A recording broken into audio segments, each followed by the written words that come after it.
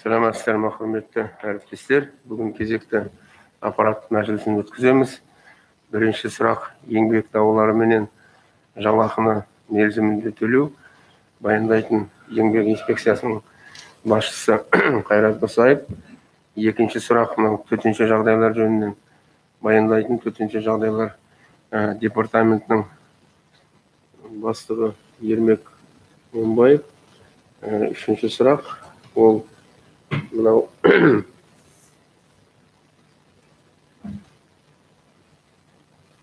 мемлекеттік қызметтердің сапасы жөнінен баяндайтын аппараттың басшысы. Енді мынау еңбек қатынастары жөнінен соңғы кездегі болып отқан мәселелерді білесіздер. Әсіресе мынау Мойынқұм ауданында Жамбыл цемент заводындағы мен енді осы жылдың басында негізгі үлкен орта кәсіпорындарда болдым. Барлығыменен кездестік, бірақ әлі де болса сұрақ бар. Бұның енді ең негізгі себебі кейбір кәсіпорындарда ұжымдық шарттың жоқтығы. Екінші, сол ұжымдық шарттардың орындалуының бақылаудың нашарлығы. Үшіншісі, сол кейбір кәсіпорындардағы кәсіподақтың жоқтығы. Егер осының үшеуінің барлығы жұмыс істеген кезде ондай мәселелер болмас еді. Сондықтан бұл сұрақты біз енді арнайы шығарып отырмыз. Сөз еңбек инспекциясының бастығы Қайрат Әскербекұлына беріледі. Құрметті Бердібек Машбекұлы, құрметті әріптестер, есепті мерзімде облыстағы еңбек қатынастарының ахуалы тұрақты болып, еңбек шиеленістері тіркелген жоқ.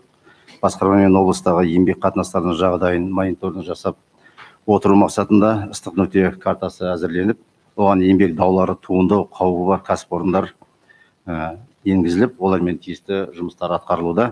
Сонымен бірге Қазақстан Республикасының еңбек және әлеуметтік қорғау министрлігінің тарапынан да өңірлердегі еңбек жағдайларының ахуалын бақылау мақсатында әр өңірдің еңбек тәуекел картасы жасақталып, тұрақты түрде мониторинг жүргізіліп отырады. Осы картаның қорытындысымен Жамбыл облысындағы еңбек қатынастарының ахуалы қалыпты жағдайда екендігін көрсетіп отыр. Дегенмен, ағымдағы жылдың 24 ақпан күні Жамбыл цемент өндірістік компаниясының бір топ жұмыскерлері жұмыс берушіге талап арызбен жалақы көтеру мәселесі бойынша наразылық акциясын өткізген. Бұл мәселеге қатысты құрметті Бердібек Машбекұлы, сіздің өкіміңізбен арнайы жұмыс тобы құрылып, жергілікті жерге шығу арқылы мәселенің толық мән-жайын анықтап, тиісті жұмыстар атқарылды. Одан бөлек Қазақтелеком акционерлік қоғамы Жамбыл облыстық филиалына қатысты Тараз, Қордай, Шу және Талас аудандарының бөлімшелерінің бір топ жұмыскерлері Қазақстан Республикасы президентінің атына жалақы көтеру туралы мәселемен қайырылған. Бұл мәселеге де қатысты Қазақтелеком оңтүстік өңірлік басқармасының басшылығымен бірлескен шаралар қабылданып, тиісті жұмыстар атқарылуда. Құрметті Бердібек Машбекұлы, соңғы кездегі жалпы республика аумағындағы жұмыскерлер тарапынан жалақы көтеруге байланысты наразылық акциялары жиілеп кеткендігі белгілі.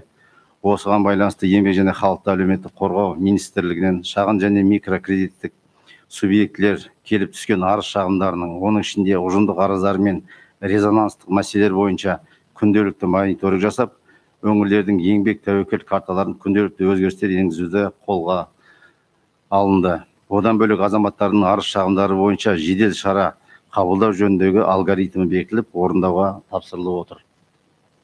Биылғы жылдың басынан шағын және орта кәсіпкерлік субъектілеріне қатысты ұжымдық 4 алғыс шағым түскен болатын. Олар бойынша президент жарлығының бірде-бір тармағына басшылыққа ала отырып, сіздің өкіміңізбен шағын кәсіпкерлік субъектілерге тексеріс ашылып, тиісті шаралар қабылданды. Одан бөлек өткен жылдың ішінде тікелей тексерістер ашылмай, аудандық және қалалық үш жақты комиссиялар арқылы 50-ге жуық арыз шағымдар қаралып, татуластыру механизмі арқылы 100-ден астам азаматтардың еңбек құқықтары қорғалған. Жалпы алғанда өткен 2020 жылы 48 аудандық және қалалық 5 облыстық комиссия отырысы өткізілді. Ал биылғы жылда барлығы 568 жұмыскердің алдында 44,7 миллион теңге жалақы қарыздары анықталып, бүгінгі күнге олар толығымен жойылды. Әлеуметтік еңбек қатынастарын реттеу барысында атқарылып жатқан жұмыстарға келетін болсақ, өндірістік процестерді тұрақтандыру, еңбек заңнамаларын сақтау, жұмысшыларды қысқартпау мәселелері бойынша әкімдік, жұмыс беруші және кәсіпорын арасында жасалған үш жақты меморандумдар қабылдау мәселесі бүгінгі күнде орта және ірі кәсіпорындар 100% қабылданды. шағын кәсіпкерлік субъектілерде жүргізілген бұл жұмыстың үлесі 88-де 1%-ды құрап отыр. Бұл шараға құрметті Бердібек Машбекұлы өзіңіз ұйытқы болып, ірі кәсіпорын басшылары мен жұмыскерлердің әлеуметтік еңбек жағдайларын жақсарту жөніндегі меморандумдар қабылдануда. Бұл бағытта жұмыстар әрі қарай жалғасын табатын болады.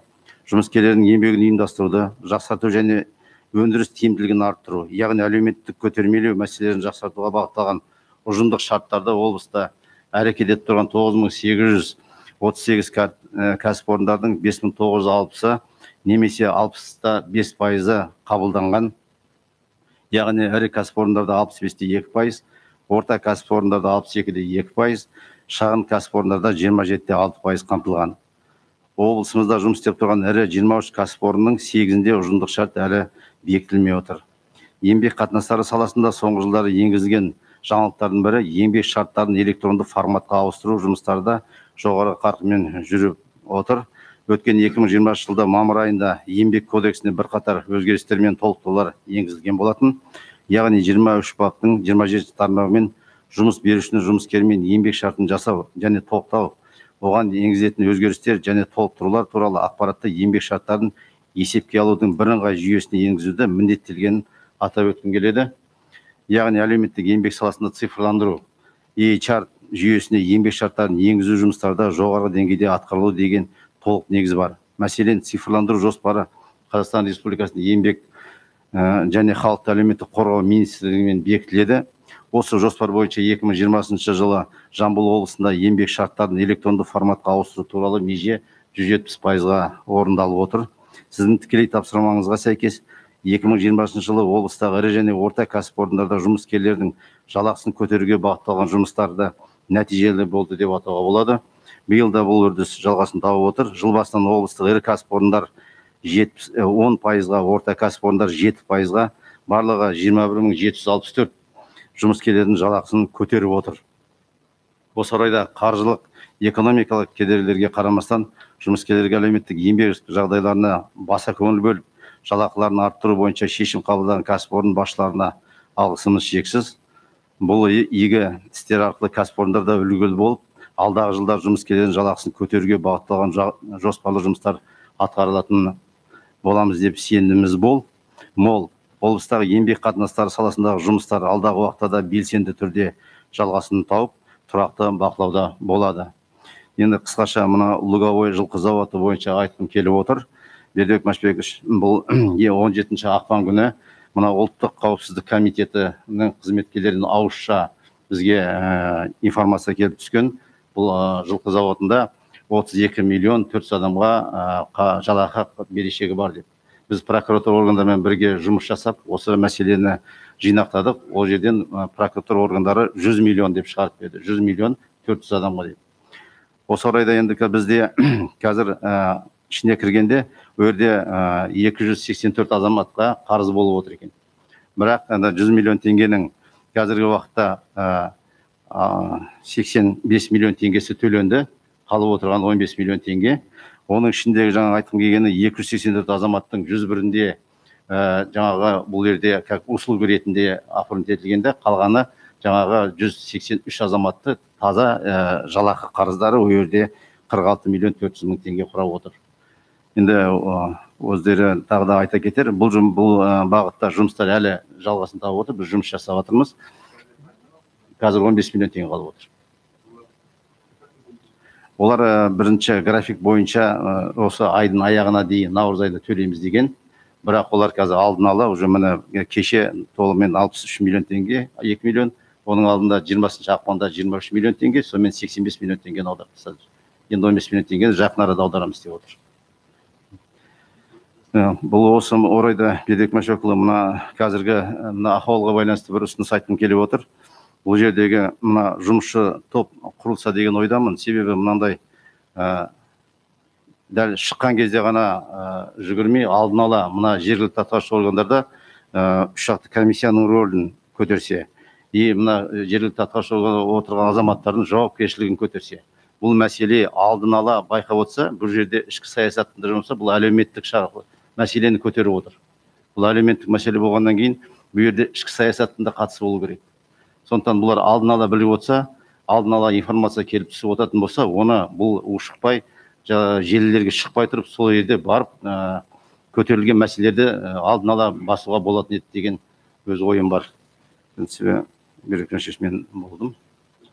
Сұрақтарыңыз бар ма? Айтыңыз.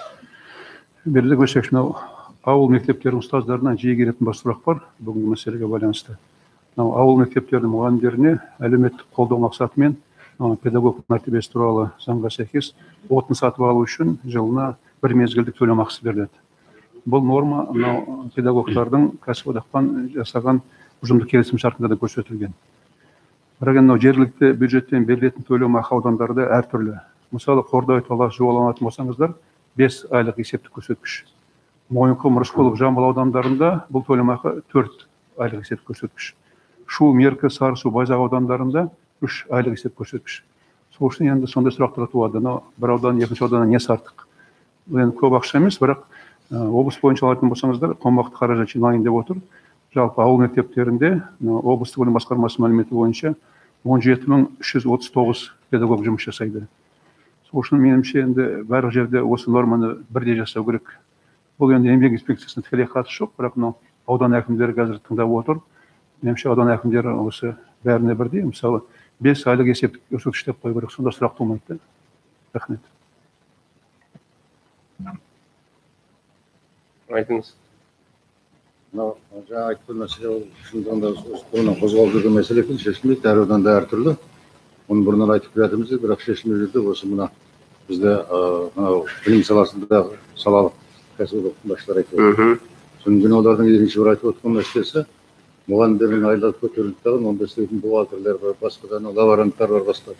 Солардың айлығы бұрынғы бойында қалып қалды. Осы мәселе жөнінде олар жаңа арасында біраз әңгімелер бар. О да бір күні шығуы мүмкін. Осы мәселені деген болып кәнешінсіздің біздің қолымыздан келетін нәрсеміз, бірақ келешекте жоғары жаққа айтып, бір заңға өзгеріс енгізіп тұр. Осы мәселені бір қарамаса, мұғалімдермен бірге істейді, коллективте тұрады, аналарды көтерілген, аналарды сәпсін қалып кеткен айтыпты. Осы мәселеге келешекте болатын нәрсе. Рахмет.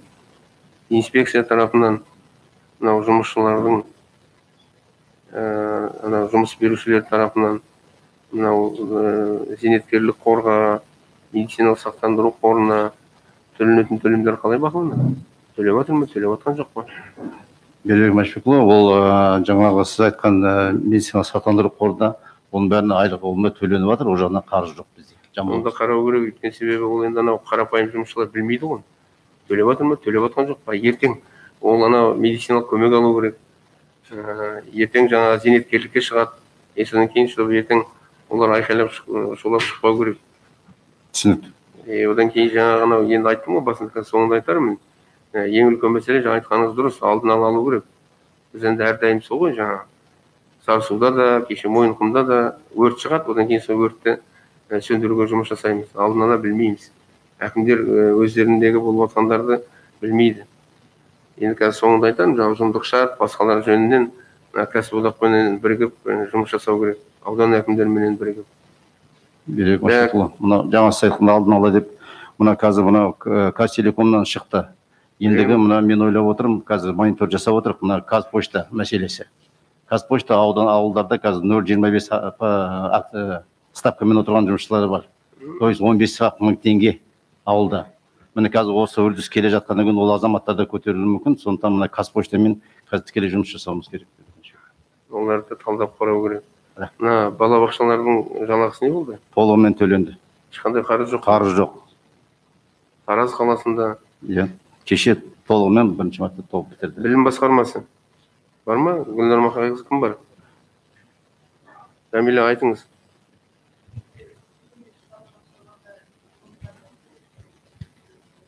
Ешқандай қарыз жоқ па? Қарыз жоқ. Қарап отырыңыздар. Біз енді ол енді балабақша бола ма, мектеп бола ма, ол мемлекеттік па, мемлекеттік емес па, жалақыларын уақытысында алу керек. Соны білім басқармасы бақылап отыру керек. Жарай ма? Мойынқұм ауданы әкімнің міндетін атқарушы Амангелді Нәметқұлы. Неге біз алдын ала білмейміз осындай болатын? Неге әкімшілік сол жергілікті правоохранительный органдармен жұмыс жасамайды? Неге әкімшілік сол кәсіпорынның жұмысшыларыменен алдын ала жұмыс жасамайды? Неге бүкіл республикаға шулатады? Одан кейін 215 мың деген орта жалақы, ол жаман жалақы емес. Оған қосымша олардың алатын тегін тамақтары бар, жолдары бар. Ешқандай кәсіпорында ұялы телефонға төлемейді. Ұялы телефонға төлейді. Соның бәрін неге алдынан алмайды ауданның әкімшілігі? Айтыңыз. Саламатсыз Бердібек Машбекұлы. Сіздің тапсырмаңызға сәйкес өткенде анау мына Жамбыл жұмысшылары мен жұмыстар жүргізіліп, анау митинг ішінде мойынқұмдар болған жоқ, бірақ та ана өтініш жазғандардың ішінен 5 адам шықты. Оның екеуі сынаның келген, олар біз ана жолдастарымызға қосылып барып едік деген не түсініктеме берді. Ал қалған үшеуі мынау қарапайым жұмысшылар. Олардың жазы сіз айтып отқанда ең төмен жалақы 74.500 болады. Олардың жалақысы жұмыс істеп отқан деңгейлеріне қарай беріліп отырғаны анықталды. Ол кісілермен де жұмыс жүргізілді. Майха өткенде лидер бойынша Майханов Асқан деген кісі анықталды. Токурбоев дейді екен, Қарағанды қаласынан. Ол кісімен жұмыс жүргізілді. Біздің аудан әкімінің орынбасарының қатысуымен және тиісті мекеме құзырлы мекемеге қатысуымен сөзде барлығын тұра тұрыңыз. Мен сізге нақты сұрақ қойдым ғой. Мен сіздің айтқаныңыздың барлығын білемін. Маған келіп баяндады. Ана Алмас Өскенбайұлы. Мен сізге сұрақ қойдым. Неге аудан әкімшілігі осы мәселелерді білмейді? Неге аудан әкімшілігі тарапынан бақылау жоқ? Неге бана адамдар шыққаннан кейінгі бір әкімшілік барады? Оған дейін неге білмейді? Қайда қарап отырған ауылдың әкімі? Ол жерде участковый инспектор бар. Ана тағайындаған зиялы қауымымыз бар. Барлығына айтқанбыз бұлай қандай мәселелер болады, сол жөнінде айтып тұрыңыздар. Қайда соның бәріміз? Бердібек Машбекұлы, бұл жағынан біздің кемшілігіміз алдағы уақытта жібермеуге тырысамыз мұндай.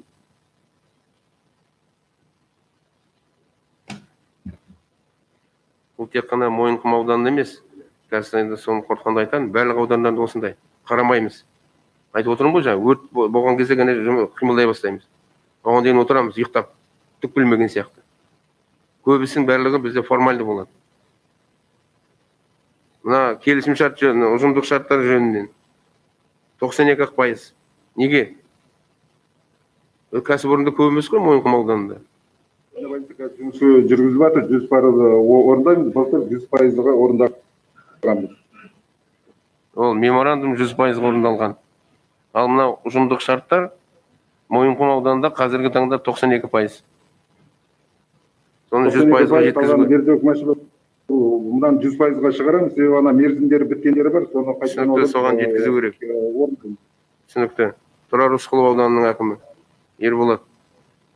Осы сұрақ неге аудан әкімшілігі білмейді? 100 миллионнан астам жалақы қарыз бар, оны білмейміз. Неге бізге прокуратура айту керек? Неге анау қауіпсіздік департаменті бізге айту керек? Осындай ән жерде қарыз бар, сонымен жұмыс жасаңыздар. Ертең ана жұмыскерлер көтеріледі. Қайда қарап отыр аудан әкімшілігі? Саламатсыз. Құрметті Бердібек Машбекұлы, өткенде баяндағандай өзіңіздің тапсырмаңызға сәйкес жаңа жылдың алдында аудандағы барлық ірі мекемелердің басшыларын шақырып, осы мәселені пысықтап қарастырған болатынбыз. Жалпы жылдың қорытындысы бойынша, аудан бойынша жалақы мәселесіне қатысты ешқандай қарыз болмаған. Бірақ өзіңізге белгілі болғандай, өткен айда ЛКЗ зауытында 100 миллион 600 мың қарыз белгілі болды. Біз оның графигін бекіттік, осы айдың соңына төлеу туралы. Қазіргі таңда 85 миллионға жуық қаржы толық төленіп жабылды. Біз графиктен алдын ала жауып отырмыз. Кім? Ерболат, тоқтаңыз, тұра тұрыңыз. Оны мен білемін, мен сізге нақты сұрақ қойдым. Жұмысшылар 4 ай бойы жалақы алмайды. Ауылдың әкімі білмейді, участковый инспектор білмейді, зиялы қауым білмейді, ауданның әкімі білмейді. Неге? Қастарында ол анау теңіздің ар жағында емес қой ол енді. Қастарындағы завод қой енді. Неге білмейді? Түсіндім, Бердібек Машбекұлы. Түсінікті. Тұрақты бақылауға аламыз. Бақылауға аламыз, жаңағыда ғой, өрттен кейін, өртеніп біткеннен кейін неге бақылауға алғаннан? дер кезінде бақылауға алмағаннан кейін. Қайтадан біз рахмет деп айтуымыз керек, ана қауіпсіздік департаменті, прокуратураға бізге айтқандарына. Көшеге шықса адамдар, не болады сол кезде? Біз барлық жерде айтамыз, ой, біздің жалақыдан қарызымыз жоқ, бізде еңбек даулары жоқ, барлығы дұрыс деп. Негізі бұл ең бірінші аудан әкімінің, оның қызметкерлерінің кемшілігі, бақылаудың жоқтығы. Сол жаңа бағана айтқандай өтірік ақпарат береміз, формально. Есеп бергенде бәрі жақсы. Негізінде халықтың арасында не болып жатыр? Қандай мәселелер бар? Соны білмейміз. Ауылдың әкімі есеп берді мысалы. Қалай есеп береді ол? Егер осындай қарыз болатын болса. Значит, есеп берген кезде анау жаңағы мектептің, балабақшаның, аурухананың адамдарын жинап алған, бюджетімен ешкім аузын ашпайтындарды. И содан кейін, егер сол жаңағы анау конзаводтың адамдары болса, олар сұрақ қойыр еді. Осылай болса, біз 4 ай болды жалақымызды алмаймыз деді. Вот біздің жұмысымыздың нәтижесі қандай? Нашар. Так, Тараз қаласы. Қазіргі таңдағы мынау 3 жақты келісімшарт, 3 жақты меморандум, одан кейін мынау ұжымдық шарттар жөнінен ең нашар Тараз қаласы. 29% тағы басқа. Не айтасыз? Ведущий, 39%-ды құрап отыр, осы айдың соңына дейін 100%-ға орындалатын болады. Меморандум бойынша 83-5%-ды құрап отыр, ол да 100%-ға дейін осы айдың соңына дейін бітеді. Енді осы айда бітеді, ертең 28 күннен кейін көреміз қалай болатын. Аяқталады ведущий. Жалпы енді дәл осындай жағдай Жамбыл, Жуалы, Қордай, Талас, Тұрар-Рысқұлов аудандарында бар. Сондықтан менің сұрайтыным, тағы да сіздерге айтамын, что ертең бізде еңбек даулары болмас үшін, жалақы дер кезінде төлену үшін бірінші жаңағы 3 жақты комиссия жұмыс істеу керек. Екінші, ұжымдық шарттардағы жұмыс берушілердің өзіне алған міндеттемелерін толық орындалуын қадағалау керек, бақылау керек. Ол жоқ бізде. Үшінші, біз меморандумға қол қоямыз. Біз не үшін қоямыз меморандумға қол? Жай қоямыз ба немене? Сол жердегі жұмыс істеп жатқан жұмысшылардың барлық правасы сақталсын деп. Әсіресе әлеуметтік мәселелерге байланысты. Сондықтан менің енді әкімдерден сұрайтыным, осы жағына қарау керек. Кәсіподақпенен бірге жұмыс жасау керек. Арнайы кәсіподақтың басшысын шақырдық. Ондағы мақсат аудан әкімдері кәсіподақпенен бірігіп, барлық сол жердегі тек қана кәсіпорын емес, шаруа қожалықтары бар, кәсіпкерлер бар. Соларды барлығын қарау керек, қалай екендігін. Бұл енді кезінде 2008 жылғы елбасының берген тапсырмасы меморандум жөнінен, келісімшарт жөнінен, ал енді жалақыны дер кезінде төлеу, ол біздің міндетіміз. Жаңа айттым ғой, Мойынқұм ауданы туралы, Тұрар-Рысқұлов ауданы туралы біз сол үйренгенбіз. Өтірік формально есеп береміз. Біздің мына баратындарда жай барады. Менің орынбасарларым, басқарманың басшылары, жаңағы әкімдердің есебіне қатысқандар. Егер соның барлығы дұрыс жүргізілетін болса, осындай жағдай болмас еді. Сондықтан менің сіздерден сұрайтыным, бұның барлығын алдын алуымыз керек. Алмас Өскенбайұлына берілетін тапсырма, осыны қадағалауға, бақылауға алу керек. Сіздің тарапыңызда бақылаудың нашарлығы мынау. Қарамайсыз. Айтқан кезде ғана қарайсыз. Өрт шыққан кезде ғана қарайсыз. Кешегі француз компаниясымен келісілген мәселелердің барлығын бақылауға алу керек. Барлығы толығымен орындалу керек. Олар енді біраз шаралар жасап жатыр. Одан кейін әкімдерге айтатыным, бұл енді жаңа Қайрат Досаев айтып кетті ғой. Бүкіл республикада болып жатыр. Сіздер енді әлеуметтік желілерден қарап отырсыздар ғой. Қай жерде не болып жатқанын. Одан кейін олардың бәрі шақырып жатыр. Давай шығыңдар, айқайлайық, шулайық, үйтейік, бүйтейік деп. Сондықтан бізге бақылауды күшейтуіміз керек, қарап отыруымыз керек. Ең негізгісі жұмысшылар дер кезінде жалақы алу керек. Оның қай меншікте екеніне байланысты емес, мемлекеттік бола ма, жеке бола ма, ол әрбір жұмыс берушінің ең негізгі бірінші міндеті сол. Сондықтан берілетін тапсырма, біріншіден жаңа енді айтылды ғой, осы 90-ның ішінде жаңа меморандумдарға қол қою, келісімшартқа қол қоюды біз аяқтауымыз керек. Алмас Өскенбайұлы, сіз осының барлығын бақылауға алыңыз. 3 жақты комиссияның отырысын өткізу керек. Мен білмеймін сіздің соңғы рет қашан өткізгеніңізді. егер менің қатысуым керек болатын болса, мен қатысайын, дайындаңыздар. 1-тоқсанның қорытындысы бойынша аппаратқа айтатыным. Осы жақта комиссияның отырысын өткізу керек. Осы мәселелердің барлығын сонда қарауымыз керек. Түсінікті ма? Так. Келесі төтенше жағдайлар жөнінен енді өздеріңіз көріп отырсыздар. Мынау баспасөзден өкінішке орай соңғы кезде бізде мынау өрт, қаза болған адамдардың саны көбейіп кетті. Мынау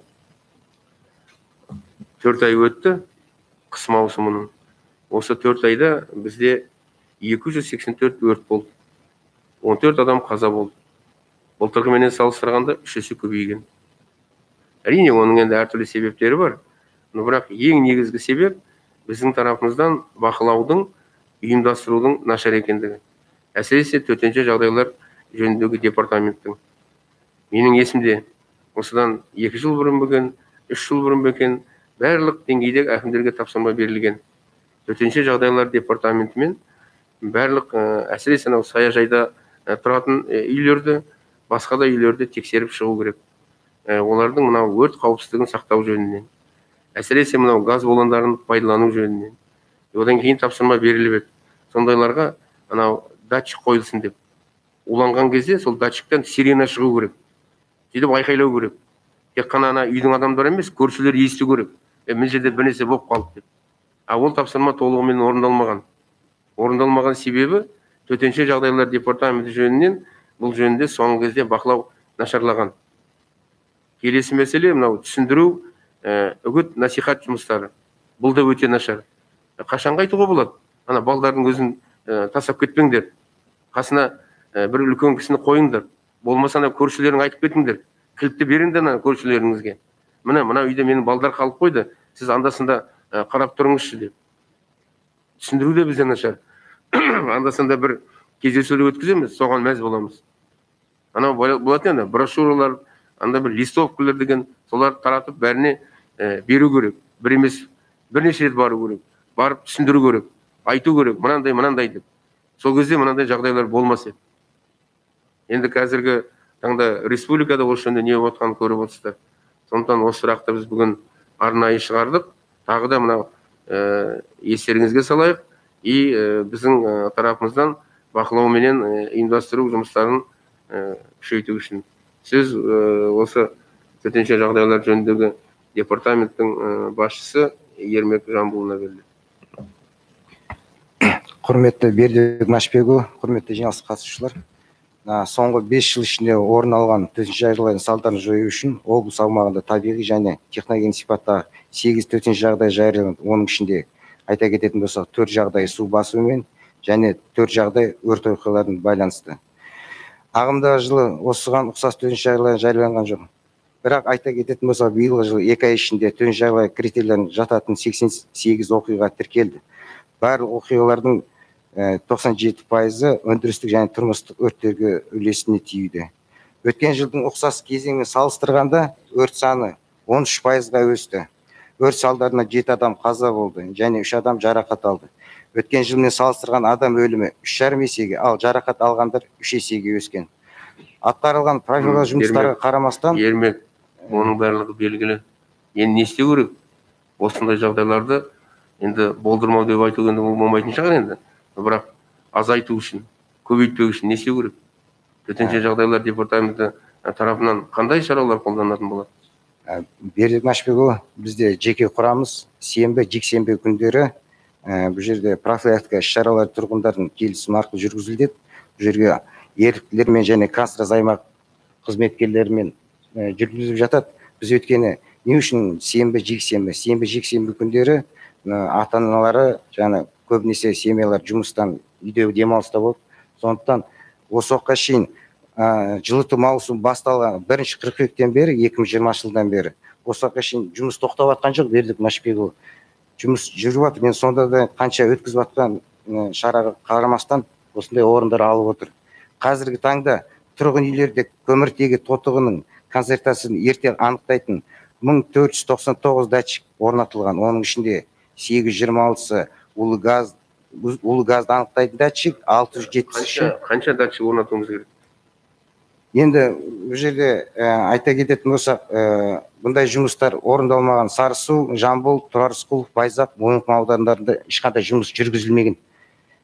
Бұл жерде айта кететін Бердібек Машбекұлы, Тараз қаласы мен Байзақ, Жамбыл және Қордай аудандары әкімдері аз қамтылған 65 жеке тұрғын үйлердің жылыту пештерін жөндеу, 442 тұрғын үйдің мұржаларын тазарту және 42 тұрғын үйдің жарамсыз электр сымдарын ауыстыру жұмыстарына үлес қосқан жақсы жұмыс жүргізілді.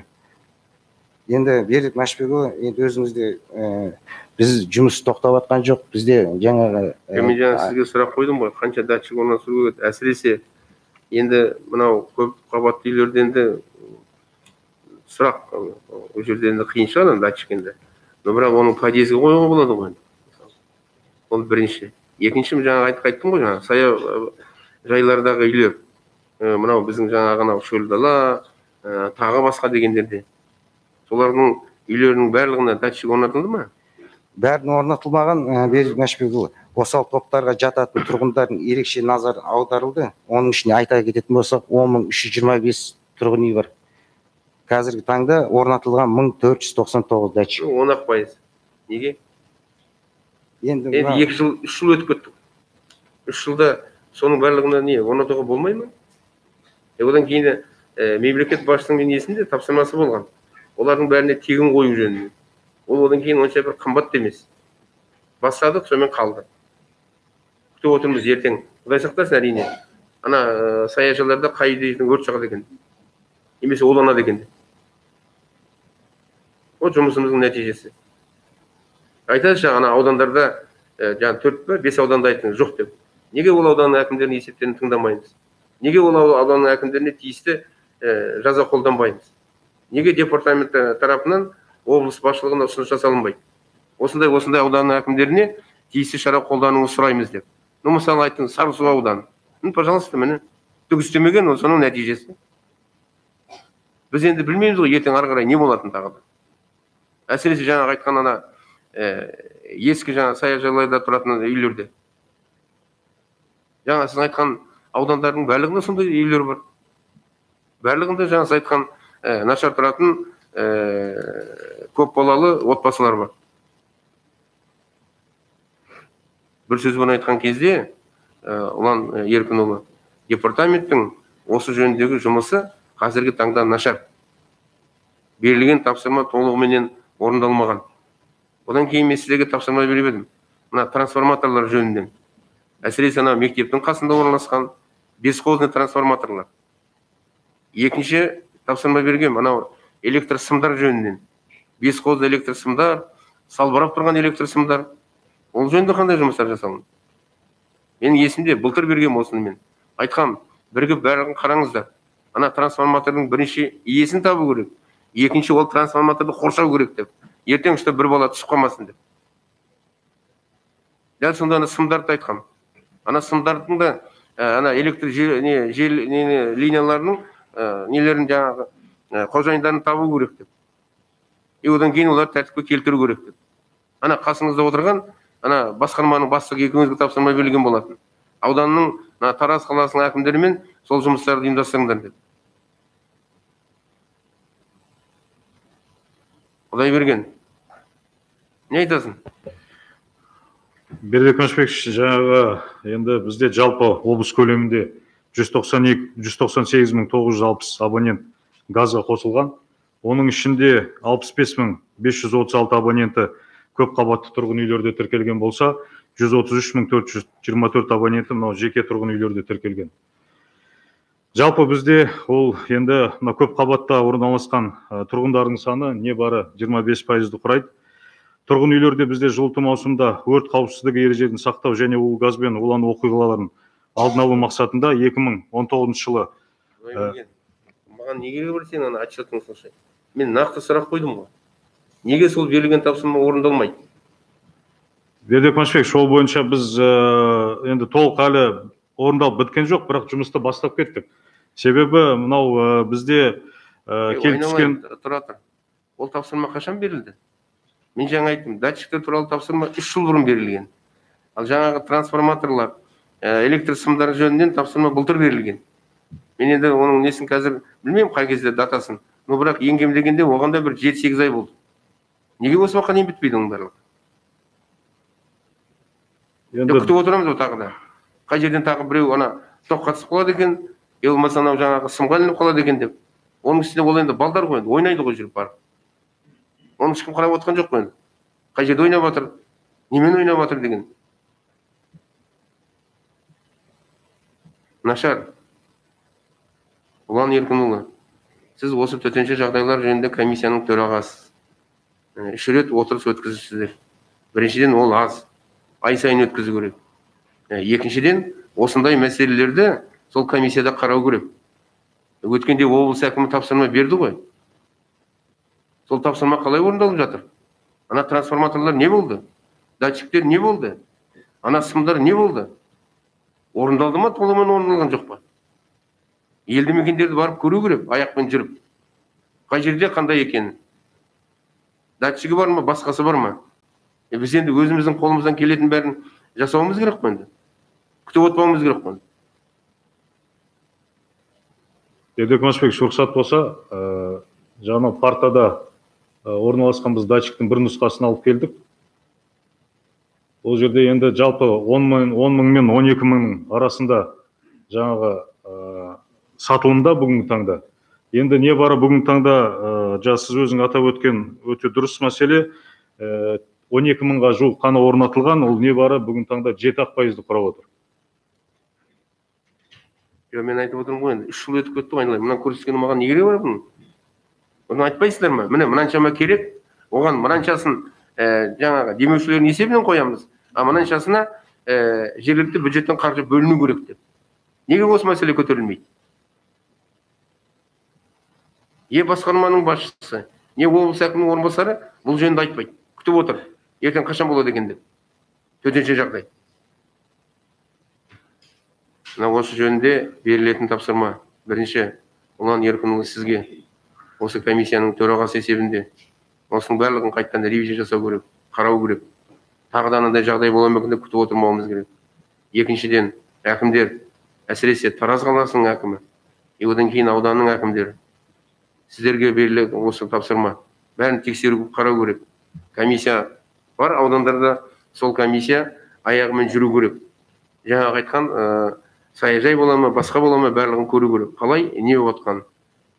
Әсіресе тағы да айтылайын, анау ашық тұрған трансформаторлар, сымдар. Енді оларды жөндеуге болады ғой. Әріптестер, біз неге күтіп отыруымыз керек? Қашан біреу уланады екен, болмаса қашан өрт болады екен, болмаса қашан біреу жаңа трансформаторға түседі екен деп. Қолымыздан келген шараны жасауымыз керек қой. Оның үстіне тапсырма берілмес екен. Тапсырма берілген. Өкінішке орай сол берілген тапсырмаларды орындау нашар. Менің орынбасарым тарапынан қадағалау, бақылау нашар. Ұйымдастыру нашар. Осы айдың аяғына дейін мен сізге тапсырма беремін. Бірінші 90-ның қорытындысы бойынша аппарат осы мәселені қайттан қарауымыз керек. Мүмкін менің қатысуымменен жаңағы төтенше жағдайлар жөнінде комиссияның кеңейтілген отырысын өткіземіз. Комиссияның төрағасы департаменттің басқармалардың басшылары кейбір ауданның Тараз қаласының әкімдері баяндау керек. Түсінікті ма? Ұлан Еркін тағы да айтамын, сіз осының барлығын орындалуын қамтамасыз етуіңіз керек. Төтенше жағдайлар департаменті тағы да айтамын, жұмыс істеуіңіз керек. Мен сізді өткенде ескерткенмін. Мәлімет беру жөнінен, басқа жөнінен. Сіз біздерге жай келген жоқсыз. Сол жерде талай жыл жұмыс істегенсіз. Тәжірибеңіз бар, жұмыс істеңіз. Ұйықтап жүретін болсаңыз, онда ұйқыға кетесіз. Келесі үшінші сұрақ бойынша аппарат басшысы Қанатбек Қайшыбекұлы. Құрметті Бердібек Машбекұлы, құрметті әріптестер, мемлекеттік көрсетілетін қызметтердің жалпы 698 түрі болса, соның 172-сі жергілікті атқарушы органдармен көрсетілуде. Бұның ішінде қызмет веб-порталы арқылы 158, мемлекеттік органдардың бағынысты мекемелері арқылы 14 және корпорация арқылы 58 қызмет түрі көрсетілуде. Бұның ішінде мемлекеттік көрсетілетін қызметтердің жалпы 2020 жылы барлығы 5 миллион 800 мемлекеттік қызмет көрсетілген болса, соның 92% электронды түрде көрсетілді. Бұл өткен мерзімдерге қарағанда әлдеқайда жақсы көрсеткіш. Дей тұрғанмен 2020 жылы 79 мерзім бұзу фактісі тіркелді. Бұның ішінде енді мекемелер бойынша алып қарайтын болсақ, барлық аудандарда бар, және 3 басқармада осы мерзім бұзу фактілері тіркелді. Бұл бойынша тиісті жауапты қызметкерлер тәртіптік жауапкершілікке тартылды, тиісті талдау жұмыстары жүргізіліп, түсініктемелер алынды. Бұл қосымша біздің бақылауымызда. Мерзім бұзу фактілері бойынша енді аудандар арасында бөліп қарайтын болсақ, 2019 жылы барлығы 41 мерзім бұзу фактісі болса, бұл 2020 жылы 74-ке өсті. Оның ішінде мына ең үлкені Шу ауданында, Талас ауданында және Тараз қаласында тіркелді. Бұл мәселелерді жаңа айтып өткендей толық талдау жасалып, тиісті жауапты қызметкерлер тәртіптік жауапкершілігі қарастырылды. Қоғамдық мониторинг қорытындысымен жергілікті атқарушы органдармен ұсынылатын мемлекеттік көрсетілетін қызметтерге қанағаттанушы деңгейі бойынша әлеуметтік сұрау салу қорытындысында біздің өңір, яғни Жамбыл облысы, облыстар арасында 5-ші деңгейге тұрақтады. Бұл енді шамамен сол 79%-ның көлемінде. Ал енді өзіміз қосымша біз мемлекеттік органдардағы жұмыс барысын өзіміз ішкі бақылау жұмыстарында жүргіземіз. Бұл енді аппараттағы біздің арнайы бөлім осы қызметпен жыл бойында айналысады. Осы жүргізілген бақылаулардың нәтижесінде 2020 жылы 183 бақылау жүргізіліп, 588 бұзушылықтар анықталды. Бұл жөнінде де тиісті жауапкершілік мәселелері қарастырылды. Бұл да біздің бақылауымызда. Одан бөлек, осы мемлекеттік қызмет саласындағы уәкілетті органның көрсетілетін қызмет сапасына жүргізілген бақылау жұмыстары, яғни 15 рет бақылау жұмыстары жүргізілген. Бұл жерде де 3851 бұзушылықтар анықталды. Бұл бұзушылықтардың басым көпшілігі құжаттардың көрсетілетін қызмет мерзімін бұзу және құжаттар топтамасының толық болмауына қарамастан қызмет түрін ұсыну, мемлекеттік қызмет көрсетуді ұсыну көзделмеген артық құжаттарды сұрату фактілері болған. Сол сияқты көрсету тәртібін бұзу және мемлекеттік қызмет көрсетуден негізсіз бас тарту және мына демалыс күндері, жұмыстан тыс уақытта, мереке күндері қызмет көрсету деректерде орын алған. Біз бұл мәселелердің барлықтарының тиісті қалыпқа келтіріліп, жауапкершілік мәселелері қарастырылды. Бұл жерде енді мерзім бұзу фактілері және артық көрсетілген артық сұрау салу фактілері бойынша мекемелерге, салаларға бөліп қарайтын болсақ, негізінен мына Тараз қаласы әкімдігінің жұмыспен қамту бөлімінде бір ғана бөлімнің өзінде 831 осындай мерзім бұзу фактісі орын алып отыр. Сол сияқты мысалы Жуалы ауданы әкімдігінің құрылыс бөлімінде 647 факт болған осындай, бір бөлімде ғана. Және мынау Жамбыл ауданында мысалы ауыл шаруашылығы бөлімінде 188 факт орын алған. Табиғи ресурстар басқармасында 166 факт орын алған. Біз енді бұл жердегі мәселелердің барлықтарына жаңа айтып кеткендей талдау жасалынды да, бірақ көрсетілетін қызмет бойынша тәртіптік жауапкершілікке негізінен көбінесе мына орындаушылар, яғни мамандар, бас мамандар деңгейінде жауапкершілікке тартылды. Біз ендігі ұсынысымыз алдағы уақытта осындай бұзушылықтар орын алған жағдайда сол мекеменің басшысын, яғни соған жауап немесе орынбасарларының тәртіптік жауапкершілік қарастыру мәселесін ұсынамыз. Және бұдан бөлек осы көрсетілетін қызметке байланысты әкімшілік айыппұл салу мәселелері де болды. Бұл жөнінде енді қосымша тізім бізде бар. Бұл жерде де жаңағы бөлімнің тиісті мамандары мен басшылары жауапкершілікке тартылған. Әрқайсысына кем дегенде 69 мың теңгеден бастап 26 мың теңгеге дейін әкімшілік айыппұлдар салынған. Бұл мәселеге де байланысты тиісті талдаулар жасалынды. Алдағы уақытта орын алған жағдайда біз осы аудан әкімі деңгейінен бастап орынбасарлары және тиісті мекеменің басшылары деңгейінде тәртіптік жауапкершіліктерді қарастыруды ұсынамыз. Мәселе ары қарай бақылауда болады. Баяндама аяқталды. Сұрақтарыңыз бар ма? Жаңа айтылды, ең мерзім бұзу Тараз қаласында деп. Бір бөлімнің өзінде қанша жаңа? 831. Тараз қаласының әкімі не айтасыз? Бұл мәселе бойынша мен келісе алмаймын. Өйткені бұл жерде сон арқылы өткізілетін нәрсе. 15 күн мерзім уақыт беріледі бұл жерде. Соған соңғы өткізгеннен кейін 15 күннің ішінде олар жауап берілу керек 831. бірақ енді 3 күні келіп түскен нәрсені 18 күні бұлар өткізетін болса, соның арқылы өтпей қалып, жетпей қалған мәлімет берілген, бірақ соның арқылы олардың қолдарына мәлімет түспей қалған. Осы мәселе бойынша, бірақ бұның бәрі анықталып, қалпына келтіріліп қойды бүгінгі күнге.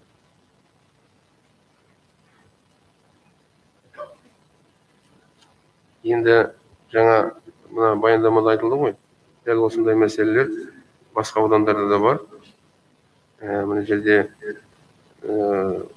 Шу ауданында 18 факті, Талас ауданында 16, Қордай, Тараз қаласы жаңа айтылды. Оған енді қарауымыз керек. Одан кейінгі мынау құжаттарды сұрау жөнінен. Әлі осы уақытқа дейін керек емес құжаттар сұраймыз. Ондай деген болмау керек.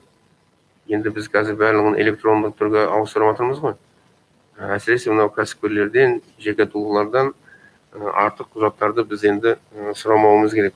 Ол енді бізге берген енді тапсырма. Әсіресе мынау кәсіпкерлерге байланысты. Ең үлкен мәселе мынау жер қатынастарында. Сосын кейін жаңағы мына коммуналдық қызмет басқармасында. Енді менің айтатыным, неге аппаратқа жаңа енді айттыңыз енді, қандай жазалардың қолданып жатқан жөнінен, соны қатаң бақылауға алуымыз керек. Әсіресе бөлім басшыларының жауапкершілігін. Кейбіреуі неге не болатын болса да, оларды жұмыстан босату керек, өйтпесек болмайды. Жалпы енді көрсеткіштер бар, но бірақ жаңағы мерзім бұзу фактілері, артық құжаттар сұрау, соның барлығын қалпына келтіру керек. Аппарат осы мәселемен айланысу керек. Бар ма айтатындарыңыз қосымша? Жоқ болатын болса, онда енді негізгі мәселелердің барлығы айтылды. Менің сұрайтыным осы берілген тапсырмалардың орындалуын қамтамасыз етіңіздер. Баспасөзді тоқтатуға болады. Басқарма басшылары